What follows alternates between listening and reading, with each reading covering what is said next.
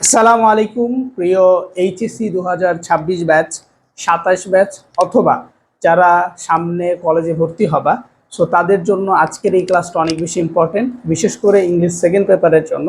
So আজকে আমরা English second paper থেকে একটা আইটেম নিয়ে আলোচনা করব, যে আইটেমটা থেকে আমাদের প্রতি বছরই পরীক্ষায় প্রশ্ন আসে এবং তুমি যখন কলেজে ভর্তি হবা, ইংলিশ সেকেন্ড পেপার পরীক্ষা দিবা, তোমার প্রথমেই এই আইটেমটা সম্পর্কে ধারণা রাখতে হবে। সো এই আইটেমটার নাম হচ্ছে special words and phrase. So এখান থেকে কিছু ওয়ার্ড তোমাকে পরীক্ষায় দিয়ে দেওয়া হবে এবং এই ওয়ার্ডগুলো খালি ঘরে বসাতে হবে।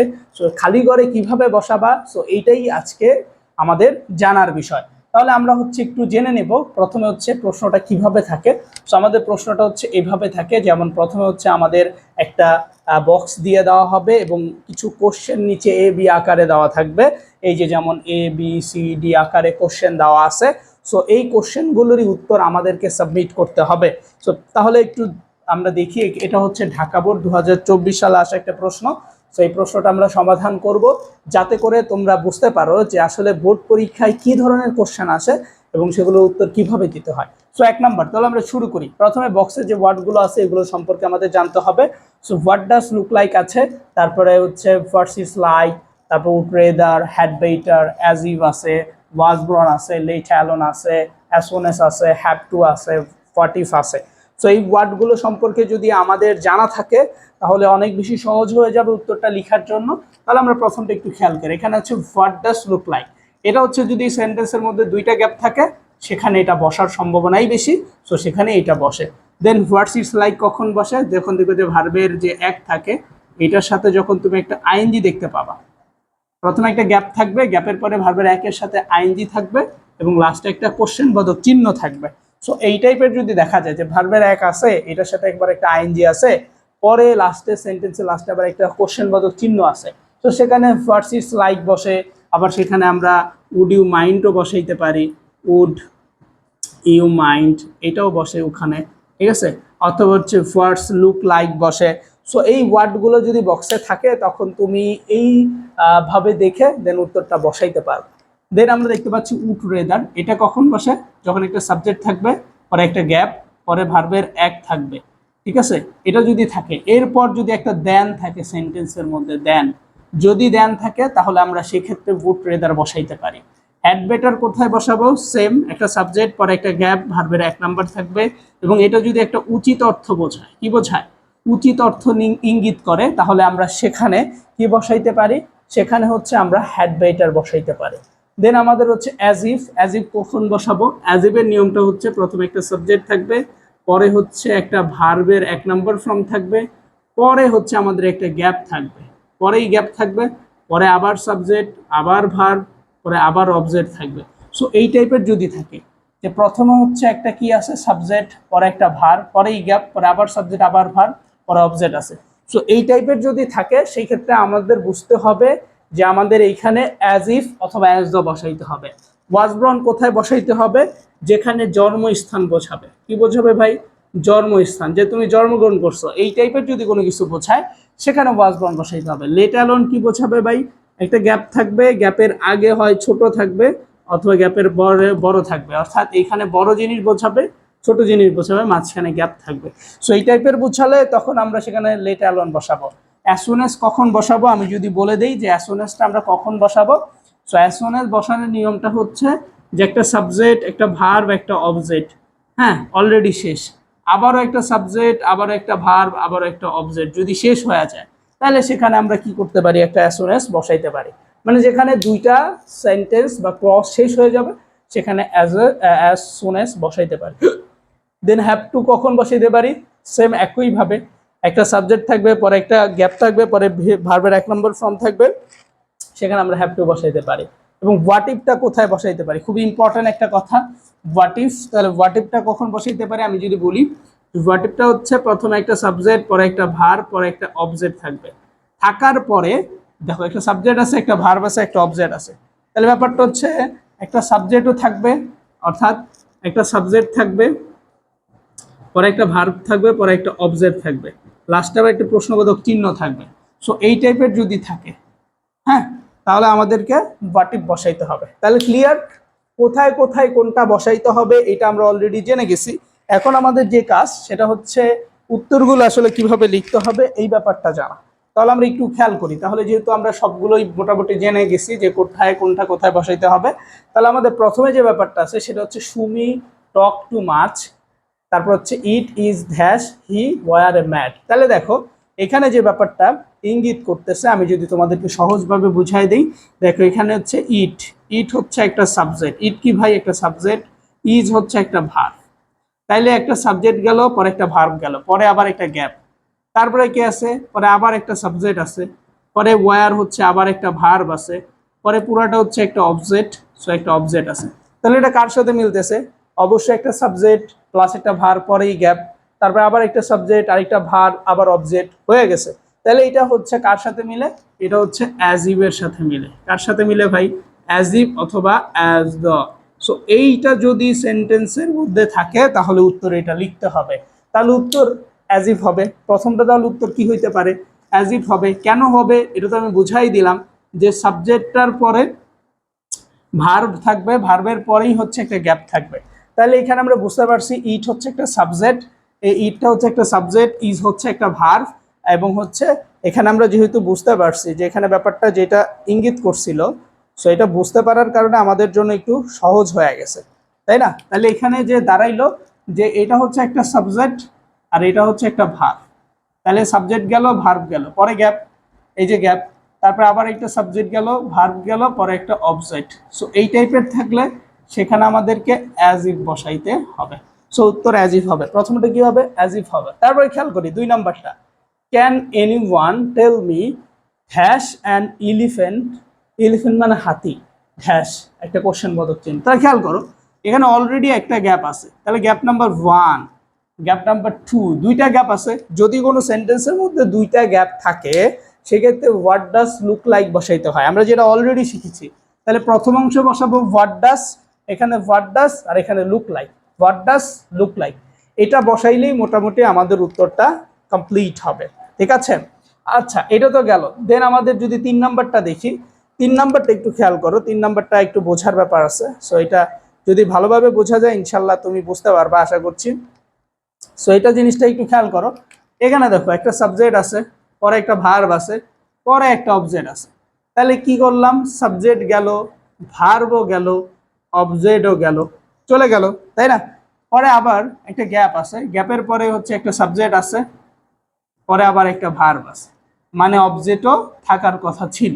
তাহলে সাবজেক্ট আছে, ভার্ব আছে, মানে কি একই তো। সাবজেক্ট বা অবজেক্ট মানে সেন্টেন্স শেষ হয়ে গেছে। যেহেতু সেন্টেন্স শেষ হয়ে গেছে মানে দুইবার সাবজেক্ট বা অবজেক্ট শেষ হয়ে গেছে, সো এই টাইপের যদি হয় সেখানে আমাদের অ্যাজ সুন অ্যাজ বসাইতে হয়, যেটা আমরা তখন শিখছিলাম। কি শিখছিলাম? অ্যাজ সুন অ্যাজ, এটা বসাইতে হবে। তাহলে আমরা যদি অ্যাজ সুন অ্যাজ এখানে বসায় দেই, এর মানে আমাদের উত্তরটা কিন্তু সঠিক, এখানে কিন্তু কোনো ভুলের সম্ভাবনা নাই। এখানে কি বসবে ভাই? তাহলে উত্তরটা একদম সঠিক হয়ে যাবে। তাহলে আমাদের এখানে 3 নাম্বারটাই কি বসাইতে হবে? অ্যাজ সুন অ্যাজ বসাইতে হবে। যদি অ্যাজ সুন অ্যাজ আমরা বসায়া দেই তাহলে আমাদের উত্তরটা কি হবে? রাইট হবে। সো বুঝতে পারছো কিনা কমেন্টে বলবা। যদি না বুঝো তাও বলবা যে ভাই আমি এটা বুঝি নাই, আপনি আমার একটু বুঝাই দিয়ে। ইনশাল্লাহ সমস্যা নাই, আমি বুঝাই দেবো। দেন আমাদের ডি নাম্বারটা একটু খেয়াল করি। সো ডি নাম্বার হচ্ছে প্রথমে গ্যাপ, পরে ভার্বের একের সাথে আইএনজি সুইমিং হয়ে গেছে, দেন হচ্ছে লাস্টে একটা প্রশ্নবোধক চিহ্ন। তাহলে আমরা পড়ছিলাম ভার্বের একের সাথে যদি আইএনজি থাকে, পরে যদি একটা কোশ্চেন বোধক চিহ্ন থাকে, সেখানে আমাদেরকে বসাইতে হবে what's look like, what's it's like, what's look like, এই যে হোয়াটস ইটস লাইক, ঠিক আছে?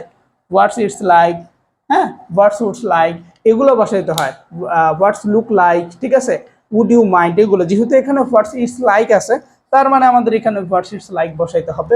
সো এই চারটা বুঝতে পারছো কারা কারা একটু কমেন্টে বলবা, যাতে আমি বুঝতে পারি যে তোমরা ক্লিয়ারলি বুঝতে পারছো। ঠিক আছে? এবং যদি ভিডিও ভালো লাগে তাহলে অবশ্যই ফ্রেন্ডের মাঝে শেয়ার করতে হবে, শেয়ার না করলে তুমি বুঝবা কিভাবে, তাই না? দেন আমাদের ই নাম্বারটার দিকে আমরা একটু চলে যাই।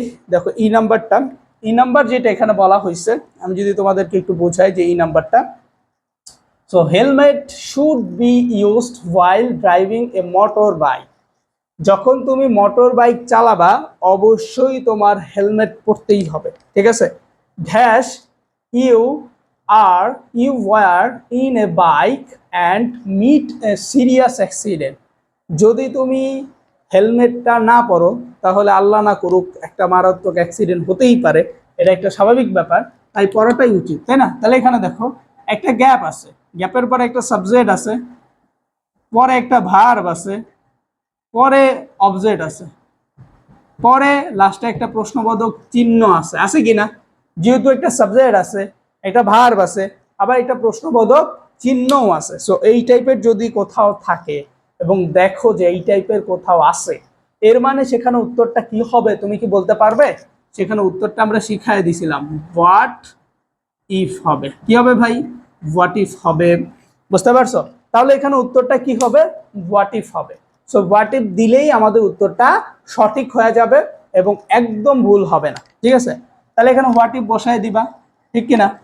সো তাহলে আমরা হোয়াট ইফ বসাই দিলেই আমাদের উত্তরটা রাইট। দেন আমাদের এফ নাম্বারটা দেখো, এখানে বলা হয়েছে যে it is a secret matter. এখানে হচ্ছে একটা সিক্রেট ম্যাটারের কথা বলা হয়েছে, মানে হচ্ছে একটা গোপন কথার কথা এখানে ইঙ্গিত করা হয়েছে।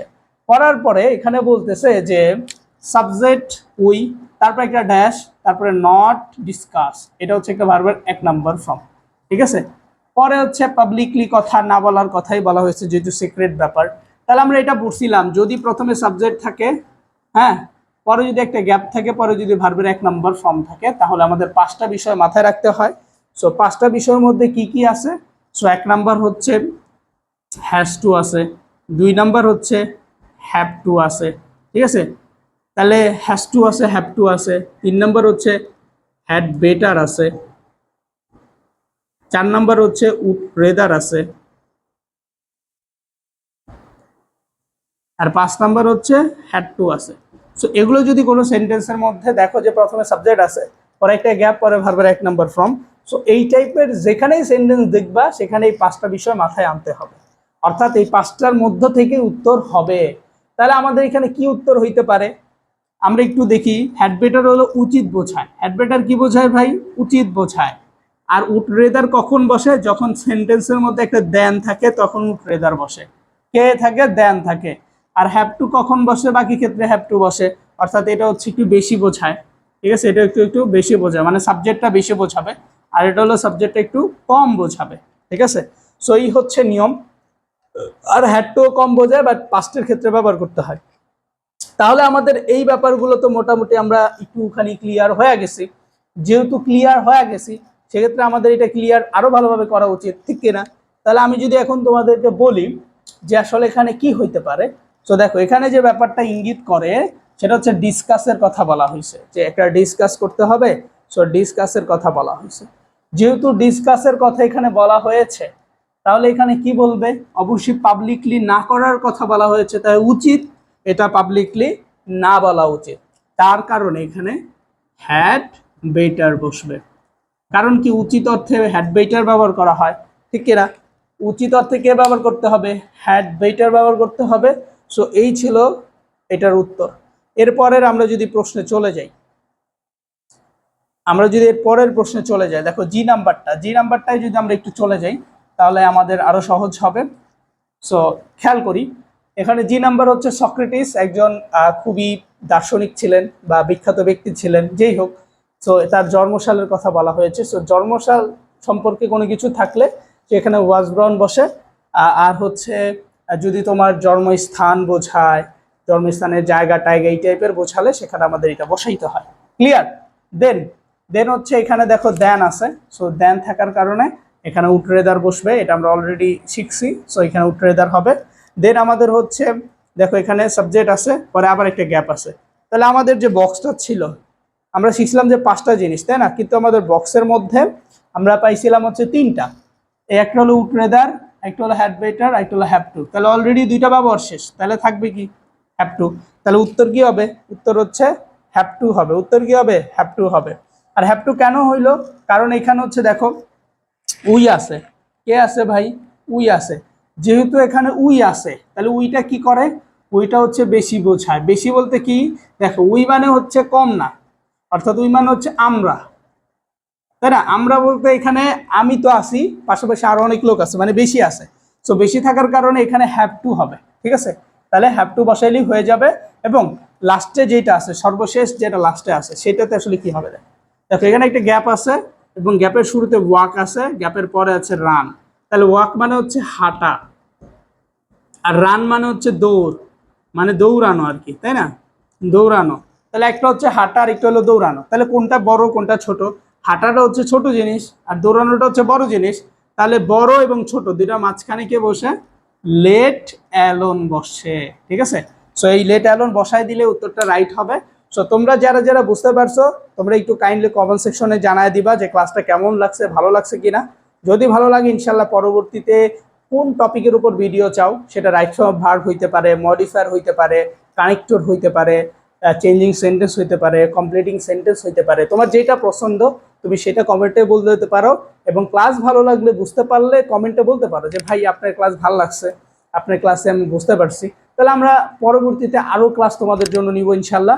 সো ভালো থাকো, সুস্থ থাকো, দেখা হবে পরবর্তী আরেকটি ক্লাসে। এবং অবশ্যই এডুকেশন লিডারশিপের সাথেই থাকবা। আর পারলে চ্যানেলটা সাবস্ক্রাইব করতে পারো যদি রেগুলার ভিডিও দেখতে চাও। তো ভালো থাকো, সুস্থ থাকো, আসসালামু আলাইকুম।